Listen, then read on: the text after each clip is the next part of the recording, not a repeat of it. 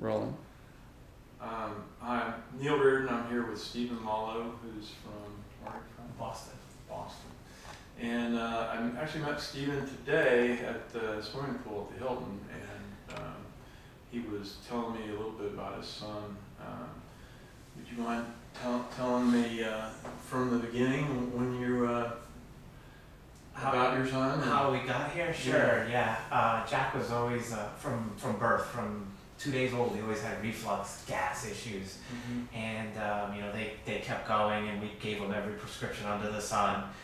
Up until he was about 18 months old. He had about 50 words. Then he got his 18-month-old shots, and he jumped in his crib for a week, and we never heard another word from him again. So it was just the constant stomach issues, the gas, the bloat. We tried every prescription, we went all over the country, doctors, everything. And then when he was 6, we decided to come here for the first stem cell treatment. So when was his official diagnosis? When he was 2. Of autism. Yeah, so for those 4 years, we did all the all the supplements, everything you can think of under the sun. Some things worked, nothing was permanent.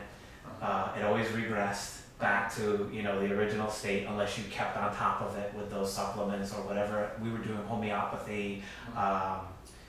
We did another homotoxicology with a lady in New York City. They all work, but like I said, for a limited amount of time. Then when we decided to come here when he was 6, that was the first time we actually saw, it was almost immediate, the inflammation and just the dumping of stuff. That just came out of him. And then we came for the second treatment just to clarify that, so he was treated with umbilical cord mesenchymal stem cells intravenously, and he was probably treated with 9 million cells on 4 consecutive days. That's the typical protocol. It used to be a typical protocol. So that was how long ago? That was 2 summers ago. So that would have been the summer of 2015. Okay. August. And you saw the gut improvement? Immediately. For 6 months, we had the best 6 months we've had since his diagnosis. And then the parasites came back, the bacterial, the strep, you could tell after 6 months, so then we decided to come back last summer. And that was when he got the increased protocol, which I believe was 60 million, correct me if I'm wrong. Yeah. Yep, so he got the 60 million. And once again, I think this year the proof in the pudding was they had his IEP meeting at school, and they had one board with what's an IEP? An individualized education program, Okay. where that's specifically designed for him, but they had all the stuff up on a whiteboard. And one section was the stuff that he couldn't do last year, and then the stuff he could do. The stuff he could do was all populated, and the side that he couldn't do this year was white. So it was like, wow. Yeah. That was, and once again, the immediate gut improvement, the immediate inflammation being relieved. Right. Once again now, so here we are, 7 months since that treatment. We see it starting to come back. That's why we're here again. Trying to get ahead of it. Yeah. Instead of waiting that full year, try to do it on a 6-month, cycle. Okay. And so, how are other parts of his life? Are they? Oh, he's happy. He's happy. He loves. He's normalized in school. He has friends. This has made his life, for his gut health, just astounding.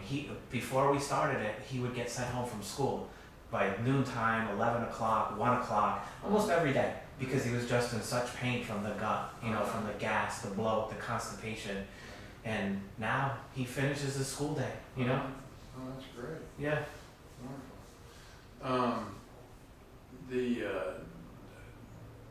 Part of this is the educational process for trying to educate the entire public, but also legislators and things like that. And this isn't available in the United States at all. Is there anything you'd like to say to people that could change that? I think it's a leap of faith to come to a foreign country to bring your child for a medical treatment. Yeah. I understand the hang-ups about that maybe an American citizen would have, or a parent or anybody, but once you try it and once you see what it does for him, and it's done how you do it, it's in a safe manner, there's no spinal taps, it's non-invasive, you know, it's a very quick and easy process, and you see the results that not just Jack is having, but other people who we talk to, you know, through the community. I mean, there is some real benefit to this, you know, and if you understand it and you understand the way that you do it, doctor, I believe that, you know, it can only help these children in America that don't have access, you know, that we have, you know. Right. One of the things that gets brought up time and again is safety issues, and I was wondering if you could speak to any side effects you've seen with Jack, or even with other people that you Mild side effects with Jack, maybe a little hyperactivity. He's always had sleeping issues, so we never know if it's because of that. Like at first, you know, he'll be up from a few hours at the night, but that could be from normal constipation with him. So we never know. Other than maybe a little hyperactivity, we don't see anything out of the ordinary. We actually see a calming effect the last time when he got the 60 million cells. He slept all afternoon for like 2 weeks. You know? Yeah. So it was but his body was knowing what to do with the cells, you know, instinctively, to repair, to rest. Right. He's not a sleeper by, you know, by normal, but that it was, you could tell his body was doing the work to repair his gut and repair his immune system. Because when we brought him to an immunologist at Mass General, and they did all the tests, and they wanted to give him IVIG, and they said he has the immune system of an AIDS patient, so.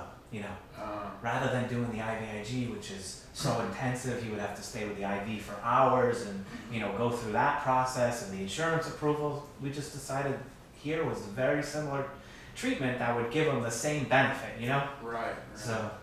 Great.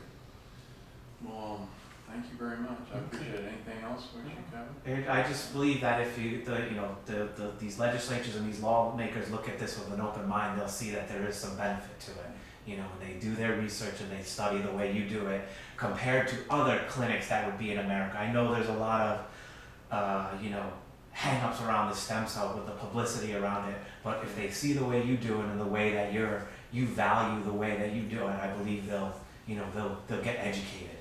Great. Oh, one other piece was just the cells that we use here they're from live healthy births, and we don't use any embryonic or any fetal cells, so that from the mother consents to donate that tissue, which would normally go into biological waste.